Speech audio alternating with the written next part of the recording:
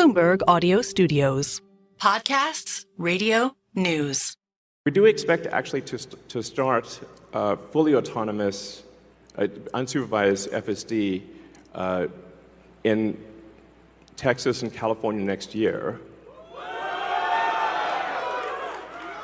And that's with the Model 3 and Model Y. And then we expect to be in production with the Cybercab, which is really highly optimized for autonomous transport in probably, well, I tend to be a little optimistic with timeframes, but in 2026. So, yeah, before 2027. Let me put it that way. Well, Elon Musk is now the richest person on the planet. More than half the satellites in space are owned and controlled by one man. Well, he's a legitimate super genius. I mean, legitimate. He says he's always voted for Democrats, but this year it will be different. He'll vote Republican. There is a reason the U.S. government is so reliant on him. Elon Musk is a scam artist, and he's done nothing. Anything he does is fascinating to people.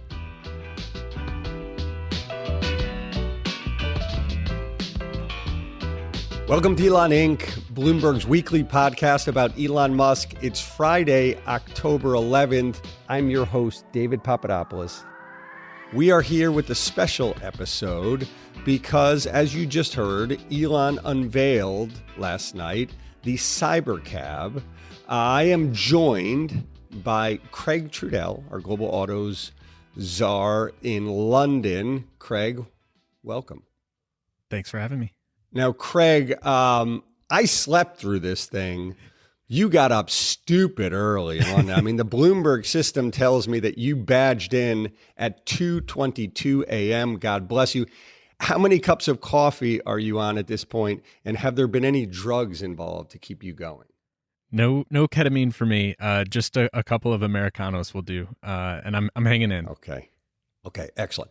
So in addition to getting the breakdown from Craig, we're also going to hear from our old pals, Max and Dana, who have sent us audio clips with their impressions of how this went last night. But Craig, let's start with just give us a sense of, for all the folks like me out there who slept through this thing, what are the top lines here? Well, I think that clip that we just played off the top was instructive in that, you know, the folks in the room, definitely there was a lot of oohing and eyeing and cheering at what Elon had to say. And, you know, I give him credit. You know, the Cybercab that he showed, it's a slick looking, you know, 2-seater. They showed a Robovan or Robovan, depending on how Elon was deciding to pronounce it. That, you know, also looked cool, you know, but in terms of when these are actually going to be ready, how many they're going to make, any sort of technical indications of real progress here and sort of hard and fast details, there was nothing. We got through his presentation and honestly, my reaction to it was that it? That's all we got. Craig, how long did the presentation go on for? I think from beginning to end, it was roughly 40 minutes, but that included a little intro by the head of design for Tesla, and so it wasn't entirely Elon. And there were some interruptions of, you know, people getting excited about what he had to say. So, you know, this also included you know, sort of demos of the car and the van driving around the Warner Brothers lot, which, you know, as Max said earlier this week, we've seen demos now year after year after year. You know, I feel like we've seen fewer of them more recently because the rest of the world has sort of woken up to just how difficult it's going to be to put these things on the road. But Elon is really sticking to it, and not only that, sort of betting the company on it. Right. He said, I believe, that his aspiration, and this wouldn't be now for the Robotaxi itself, this would be for their other for the current fleet and with its autonomous capabilities. He's hoping to have them greenlit to operate autonomously, I believe, in the cities in California and Texas. Is that right? Yeah, and we heard that in the clip off the top. I mean, I think for him to refer to, I guess I also just want to kind of parse what he's saying there. He's saying unsupervised full self-driving. I would think that full self-driving would indicate not needing to be supervised. But I guess that's where we are after, Tesla having sold these features as, fully self-driving when they are anything but for years now. So, I think that just speaks to this idea of when he gives these timelines, you have to take them with a great big grain of salt. But the top lines are apparently, perhaps, under $30,000 this thing shall cost. In production by 2026, maybe. No steering wheel, no pedals on this thing. Let's listen for a second to Dana Hull's take on this. When I heard the phrase individual mass transit, I kind of flipped out. The event was interesting. We saw the Robotaxi. We saw a robo van. We saw Optimus serving drinks. But as like an event, I don't know. I was underwhelmed. I think the expectations for this were really high. I'm sure it was a super fun party for people that were there, but it just didn't do it for me there. It was light on the details, light on the business model. Time frame is still a ways off. Optimus was serving drinks, Craig. That seems kind of cool. All right. So Dana says light on details. Wall Street very much agrees with that. At one bank, the analysts, I think it was Jefferies, they said Musk's Robotaxi was, quote, toothless. I'm not exactly sure we wanted this thing to have teeth, but I get the point. Craig, Dana is correct. Expectations were high, and there was a lot riding on this because the stock had soared in the run-up to this event, maybe more than 50%, I believe. Yeah, almost 70%. 70%. It's down a good chunk. We are recording, to be clear, before the market opens on Wall Street, but in pre-market trading, it's good. It's down a good amount, is it not? Yeah, it was down as much as almost 7% before the market open. So I think you referred to the Jefferies report that those particular analysts cover Uber and Lyft, and I thought it was very interesting that you saw analysts sort of come out of the woodwork who cover those companies and say, all right, guys, sort of all clear here. It speaks to the idea that not only are folks who cover Tesla for a living sort of walking away from this event without much in the way of sort of high hopes, but analysts who cover the ride-hailing companies also were really closely watching this because they were concerned that after Musk talking about this year after year after year, maybe now is finally going to be the time that he's ready to launch a service that would compete with the Uber and Lyfts of the world. And, I don't think that anybody sort of, had a takeaway from last night that, those companies need to worry about this. I guess the glass half full take on this would be, well, this is the initial market reaction. They're not in love with it and with all the details and what they saw. But heck, after a 70% pop in the stock, if you give back 7%, that ain't too bad. We shall see how it trades the rest of the day and in coming days, and see if these concerns that we're seeing this morning keep building, or if they're just a temporary blip. Let's also listen to our man Max Chafkin and get his take. I just watched the Cybercab unveiling. Now, I got to caveat this. I was in the back of a taxi watching it on a small screen coming home from a event. I'd had maybe a glass and a half of wine. So, caveats there.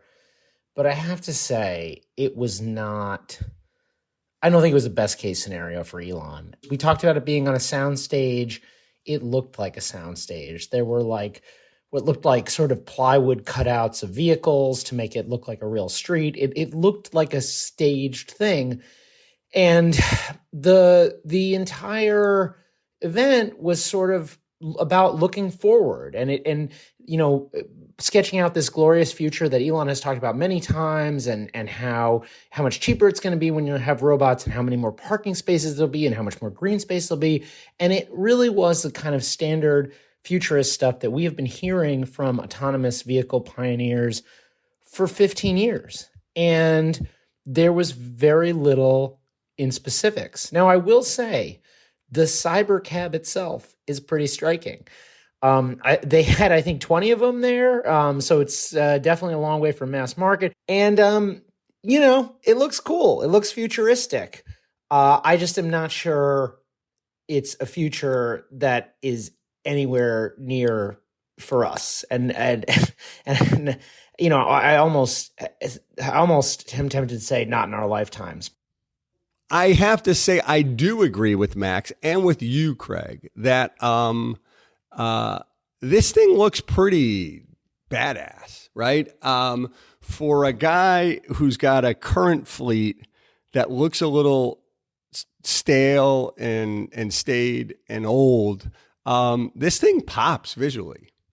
I think it does. And I just would, again, not to be the sort of Debbie Downer here, but, Elon is fond of saying prototypes are easy, production is hard. And I think that that's a really apt thing here that, he built a very neat prototype here. I think the RoboVan prototype is cool. It reminds me a lot of the Cruise Origin, which was a bit smaller of a sort of bread loaf shaped vehicle that debuted years ago. But again, just to sort of go back to sort of throwing a bit of cold water on things here, GM a few months back decided to scrap plans to make that Cruise Origin because of federal motor safety standards that they had petitioned for exemptions to those rules, and for years that petition went unacted upon. And so I just have a strong suspicion that we're going to end up talking maybe a year or two from now about Elon taking either one of these vehicles to NHTSA and not being happy about them, just sort of giving their instant blessing for these being actually ready for the road. Craig, any final thoughts from you, sir, before we let you go and crash to sleep? Yeah, I think this event sort of sums up exactly why Elon is such a polarizing character, because on one hand you can see in this is the visionary who dares to think it's possibly feasible to shoot off rockets and land them back on barge ships in the ocean. He's gonna do it all again and completely revolutionize road transport.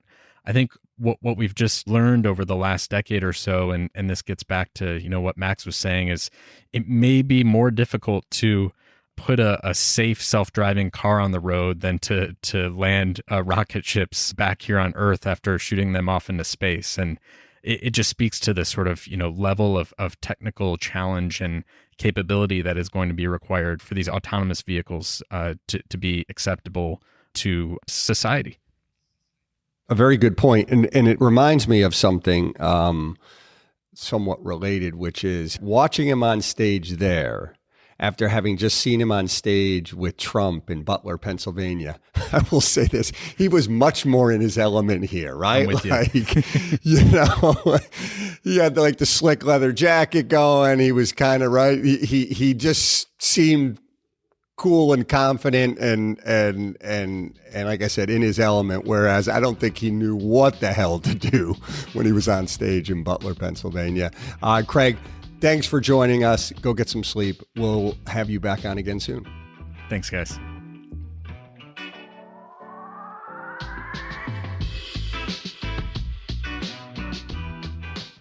This episode was produced by Stacey Wong. Naomi Shavin and Rehan Harmansi are our senior editors. The idea for this very show also came from Rehan. Blake Maples handles engineering and Dave Purcell fact checks.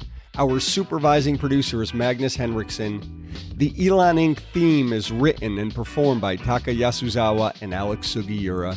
Brendan Francis Noonan is our executive producer, and Sage Bauman is the head of Bloomberg Podcasts. A big thanks, as always, to our supporter Joel Weber. I'm David Papadopoulos. If you have a minute, rate and review our show. It'll help other listeners find us. See you next week.